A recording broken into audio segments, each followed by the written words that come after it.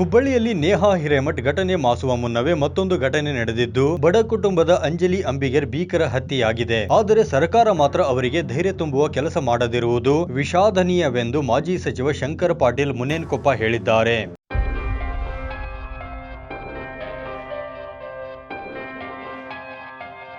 ವೀರಾಪುರ ಓಣಿಯಲ್ಲಿರುವ ಮೃತ ಅಂಜಲಿ ಅಂಬಿಗರ್ ಮನೆಗೆ ತೆರಳಿ ಕುಟುಂಬಸ್ಥರಿಗೆ ಸಾಂತ್ವನ ಹೇಳಿದ ನಂತರ ಮಾಧ್ಯಮದ ಜತೆಗೆ ಮಾತನಾಡಿ ಘಟನೆಯ ಕುರಿತಾಗಿ ವಿಷಾದ ವ್ಯಕ್ತಪಡಿಸಿದರು. ಜತೆಗೆ ರಾಜ್ಯ ಸರ್ಕಾರ ಇಲ್ಲಿಯವರೆಗೂ ಅಂಜಲಿ ಕುಟುಂಬಕ್ಕೆ ಸಹಾಯ ನೀಡುವ ಯಾವುದೇ ಭರವಸೆ ನೀಡಿಲ್ಲ. ಅವರ ಕುಟುಂಬದ ಭವಿಷ್ಯಕ್ಕಾಗಿ ಸರ್ಕಾರ ಪರಿಹಾರ ಘೋಷಿಸಬೇಕೆಂದು ಇದೇ ವೇಳೆ ಒತ್ತಾಯ ಮಾಡಿದರು. ಇನ್ನು ಹಾಡು ಹಗಲಿ ಹೀಗೆ ಜನನಿಬಿಡ ಪ್ರದೇಶಗಳಲ್ಲಿ ಕೊಲೆಗಳು ಆಗುತ್ತಿವೆ. ಇದರಿಂದ ಕಾನೂನು ಸುವ್ಯವಸ್ಥೆ ಹದಗೆಟ್ಟಿರುವುದು ಎದ್ದು ಕಾಣುತ್ತಿದೆ. ಇಲ್ಲಿ ಪೊಲೀಸ್ ಅಧಿಕಾರಿಗಳು ಆರೋಪಿಯೊಂದಿಗೆ ಶಾಮೀಲು ಆಗಿದ್ದರೆ ತನಿಖೆ ಕೈಗೊಂಡು ಅಂತವರ ವಿರುದ್ಧ ಸೂಕ್ತ ಕ್ರಮ ಕೈಗೊಳ್ಳಬೇಕೆಂದು ಇದೇ ವೇಳೆ ಅವರು ಒತ್ತಾಯ ಮಾಡಿದರು.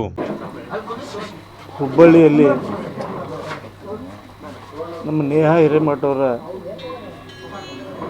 ಒಂದು ನೆನಪು ಇನ್ನೂ ಹಸಿ ಇದ್ದಾಗನೇ ಮತ್ತೊಂದು ದುರಂತ ಆಗಿರ್ತಕ್ಕಂಥದ್ದು